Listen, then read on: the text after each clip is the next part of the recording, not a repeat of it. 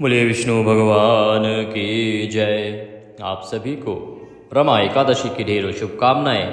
आज 28 अक्टूबर को आप सभी रमा एकादशी का व्रत कर रहे हैं। आज हम सुनेंगे रमा एकादशी की व्रत कथा, व्रत महात्म्य, जिसे कि प्रत्येक व्रती को तो सुनना ही चाहिए। जो लोग व्रत नहीं करते हैं उन्हें भी इस कथा को अवश्य ही श्रवण करना चाहिए। इसके श्रवण करने मात्र से ही आपके अनेकों अनेक पापों का नाश हो जाता है और आप भगवान श्रीहरि का सानिध्य प्राप्त करते हैं। सबसे पहले पूजा आदि करने के बाद एक स्थान पर बैठ जाएं, भगवान श्रीहरि के चरणों में मन को लगाएं और कथा सुनना आरंभ करें। हम कथा आरंभ करें उससे पहले आपसे एक निवेदन है कि कृपया कमेंट बॉक्स में जय श्रीहरि या ओम नमः शिवाय अवश्य लिखें।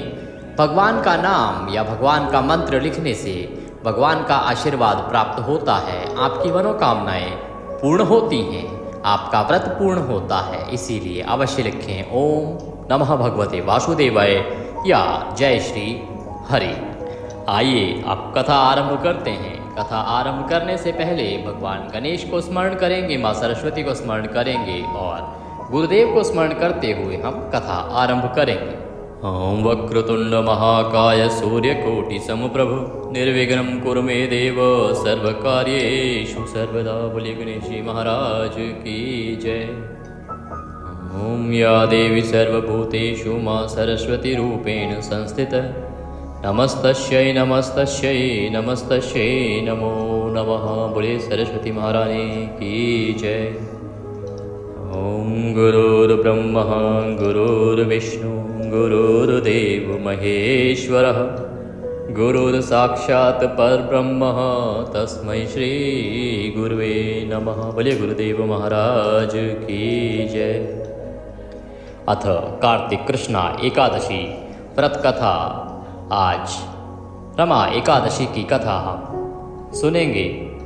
कथा का जो वृतांत है आप सभी जानते हैं कि एकादशी की कथा का वृतांत भगवान कृष्ण स्वयं युधिष्ठिर को सुना रहे हैं और वहीं से बनती हैं ये सभी महात्म्य और कथाएं। तो रमा एकादशी की कथा का वर्णन इस प्रकार से है। युधिष्ठिर कहने लगे, हे भगवान, कार्तिक कृष्णा एकादशी का क्या नाम है और इसकी क्या विधि है, इसके करने से क्या फल प्राप्त होता है, सो आप कृपा करके विस्तार पूर्वक मुझसे कहिए।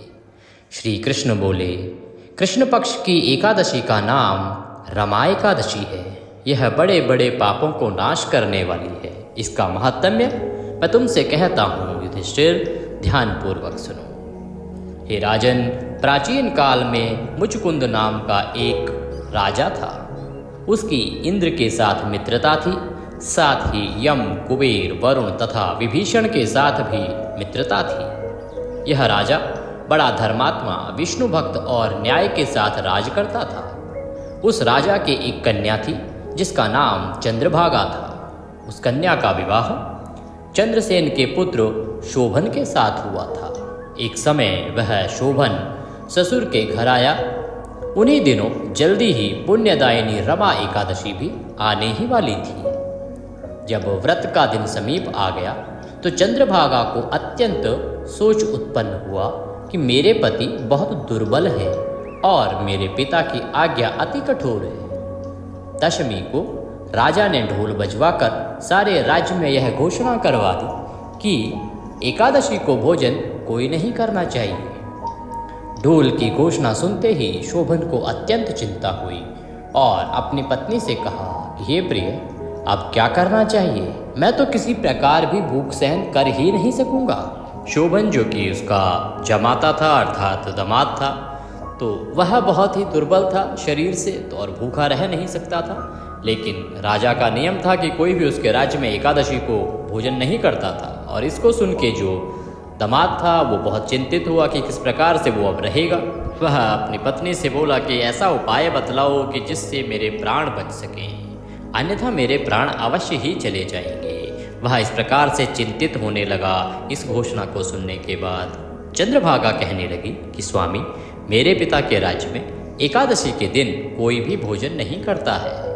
हाथी, घोड़ा, ऊंट, बिल्ली, गौ आदि भी तृण, अन्न, जल आदि ग्रहण नहीं कर सकते। फिर मनुष्य का तो कहना ही क्या है।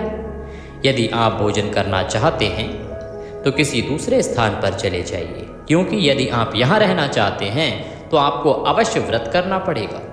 ऐसा सुनकर शोभन कहने लगा कि हे प्रिय, मैं अवश्य व्रत करूँगा, जो भाग में होगा वो देखा जाएगा।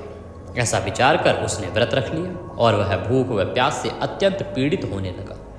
जब सूर्य नारायण अस्त हो गए और रात्रि को जागरण का समय आया, जो वैष्णवों को अत्यंत हर्ष देने वाला था, परंतु शोभन को अत्यंत दुखदायी हुआ। प्रातः काल होते शोभन के प्राण निकल गए। तब राजा ने सुगंधित काष्ठ से उसका दाह संस्कार कराया, परंतु चंद्रभागा ने अपने पिता की आज्ञा से अपने शरीर को दग्ध नहीं किया और शोभन की अंत्येष्टि क्रिया करने के पश्चात अपने पिता के घर में ही रहने लगी। रमा एकादशी के प्रभाव से शोभन को मंदराचल पर्वत पर धन धान्य से युक्त तथा शत्रुओं से रहित एक सुंदर देवपुर प्राप्त हुआ, अर्थात एक नगर की प्राप्ति हुई, क्योंकि उसने व्रत किया था और व्रत करते हुए उसकी मृत्यु हुई थी, इसीलिए उसे एक देवपुर नगरी प्राप्त हुई। वह अत्यंत सुंदर रत्न और वैदुर्य मणि जटित स्वर्ण के खंभों पर निर्मित अनेक प्रकार की स्फटिक मणि से सुशोभित भवन में बहुमूल्य वस्त्र आभूषणों तथा छत्र व चवन से विभूषित गंधर्व और अप्सराओं से सुशोभित सिंहासन पर आरूढ़ हो, ऐसा लगता था मानो दूसरा इंद्र विराजमान। एक समय मुचकुंद के नगर में रहने वाला सोम शर्मा नाम का ब्राह्मण तीर्थ यात्रा करता हुआ घूमता घूमता उधर जा निकला और उसने शोभन को पहचान लिया और पहचान कर कहा कि यह तो राजा का जमाई शोभन है। उसके निकट गया। शोभन भी उसको पहचान कर अपने आसन से उठकर उसके पास आया और प्रणाम आदि करके कुशल प्रश्न किया। तो वह ब्राह्मण बोला कि राजा मुचकुंद और आपकी पत्नी चंद्रभागा कुशल से हैं। नगर में भी सब कुशल हैं, परंतु हे राजन, हमको अत्यंत आश्चर्य हो रहा है। आप अपना वृतांत कहिए कि ऐसा सुंदर नगर जो न कभी देखा न सुना आपको किस प्रकार प्राप्त हुआ। तब शोभन बोला कि कार्तिक कृष्णा रमा एकादशी का व्रत करने से मुझे यह नगर प्राप्त हुआ है, परंतु यह अस्थिर है। यह स्थिर हो जाए ऐसा उपाय कीजिए। ब्राह्मण कहने लगा, हे राजन, यह स्थिर क्यों नहीं है और कैसे स्थिर हो सकता है, यह आप बतलाइए, फिर मैं अवश्य ही वह उपाय करूँगा। मेरी इस बात को आप मिथ्या न समझिए। शोभन कहने लगा कि मैंने इस व्रत को श्रद्धा रहित होकर किया है, अतः यह सब कुछ अस्थिर है। यदि आप मुचकुंद की कन्या चंद्रभागा को यह सब वृतांत कहें तो यह स्थिर हो सकता है। ऐसा सुनकर उस श्रेष्ठ ब्राह्मण ने अपने नगर में लौटकर चंद्रभागा से सब वृतांत कहा। ब्राह्मण के वचन सुनकर चंद्रभागा बड़ी प्रसन्नता के साथ ब्राह्मण से कहने लगी कि हे ब्राह्मण, यह सब बातें आपने प्रत्यक्ष में देखी या स्वप्न की बात कर रहे हैं। ब्राह्मण कहने लगा, हे पुत्री, मैंने महावन में तुम्हारे पति को प्रत्यक्ष देखा है, साथ ही किसी से विजय ना हो ऐसा देवताओं के नगर के समान उनका नगर भी देखा है। उन्होंने यह भी कहा कि यह स्थिर नहीं है, जिस प्रकार वह स्थिर रह सके सो उपाय करना चाहिए। चंद्रभागा कहने लगी कि हे विप्र, तुम मुझको वहाँ पर ले चलो, मुझे पतिदेव के दर्शन की तीव्र लालसा है। मैं अपने किए हुए पुण्य से उस नगर को स्थिर बना दूंगी। आप ऐसा कार्य कीजिए जिससे उनका हमारा संयोग हो, क्योंकि वियोगी को मिला देना महान पुण्य है। सोम शर्मा यह बात सुनकर चंद्रभागा को साथ लेकर मंदराचल पर्वत के समीप वामदेव ऋषि के आश्रम में गया। वामदेव ऋषि ने उनकी बात सुनकर वेद मंत्रों के उच्चारण से चंद्रभागा का अभिषेक किया। तब ऋषि के मंत्रों के प्रभाव और एकादशी व्रत से चंद्रभागा का शरीर दिव्य हो गया और वह दिव्य गति को प्राप्त हुई। इसके बाद वह बड़ी प्रसन्नता के साथ अपने पति के समीप गई। अपनी प्रिय पत्नी को आते देखकर शोभन अत्यंत प्रसन्न हुआ और उसको बुलाकर अपनी बाईं तरफ बिठाया। चंद्रभागा कहने लगी कि हे प्राणनाथ, आप मेरे पुण्य को ग्रहण कीजिए। अपने पिता के घर में जब मैं 8 वर्ष की थी तब से विधिपूर्वक एकादशी के व्रत को श्रद्धापूर्वक करती आ रही हूँ। इस पुण्य के प्रताप से आपका यह नगर स्थिर हो जाएगा तथा समस्त कार्य पूर्ण होकर प्रलय के अंत तक रहेगा। इस प्रकार चंद्रभागा दिव्य रूप धारण कर तथा दिव्य आभूषणों और वस्त्रों से सुसज्जित होकर अपने पति के साथ रहने लगी।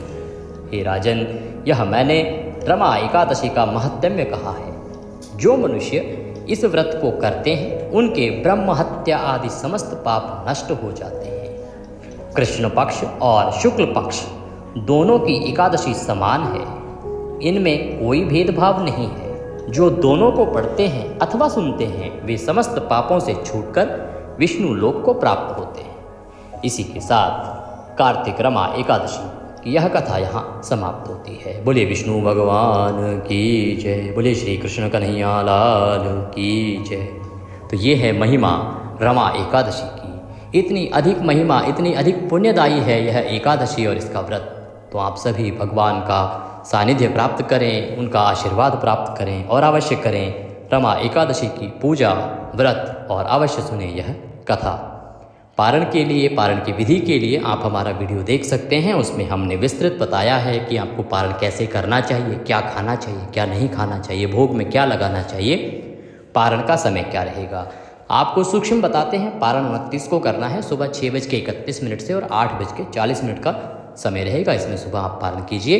बाकी जानकारी के लिए आप हमारा वीडियो देख सकते हैं। दिवाली पूजा विशेष वीडियो हमने बनाया है, उसे अवश्य देखें, जिसमें हमने करके दिखाया है दिवाली पूजन कैसे कर सकते हैं बिना किसी की सहायता के और सूक्ष्म सामग्री के साथ। वीडियो चला के आराम से देखिए और पूजा कीजिए। वैसे ही हमने वीडियो बनाया है धनतेरस की पूजा का भी, आप देखिए शास्त्र अनुसार किस प्रकार से आप पूजा करें। सूक्ष्म सामग्री के साथ अपने घर में पूजा कीजिए, आपको किसी की आवश्यकता भी नहीं है। वीडियो चला लीजिए, पहले एक बार देख लीजिए, सामग्री नोट कर लीजिए, फिर पूजा वाले दिन उसको चलाते जाइए और साथ में पूजा करते जाइए। भगवान सबका कल्याण करें। जय श्री हरि।